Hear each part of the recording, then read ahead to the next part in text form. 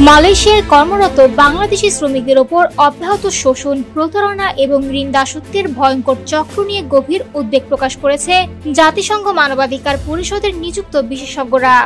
Geneva থেকে শুক্রবার প্রকাশিত এক বিবৃতিতে তারা জানান, বাংলাদেশি শ্রমিকদের বিরুদ্ধে পরিচালিত এই শোষণ এখন নিয়মিত, সুসংগঠিত এবং উদ্বেগজনকভাবে বেড়ে চলা একটি মানবাধিকার সংকট।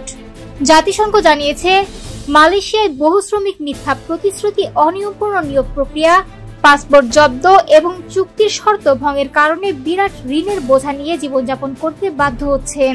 তথ্যে উঠে এসেছে, Bangladesh overseas employment and services limited অর্থাৎ BOSL এর মাধ্যমে নিয়োগপ্রাপ্ত হাজার হাজার কর্মী সরকার অনুমোদিত ফি-এর চেয়ে 5 গুণেরও বেশি অর্থ পরিশোধ করেছেন।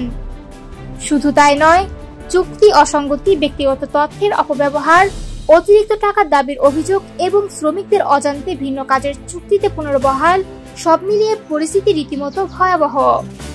বিশেষজ্ঞরা আরও জানান, গুটি কয়েক রিক্রুটমেন্ট এজেন্সি দুর্নীতি ও স্বচ্ছতার অভাবে একটি বন্ধ সিন্ডিকেট তৈরি করেছে।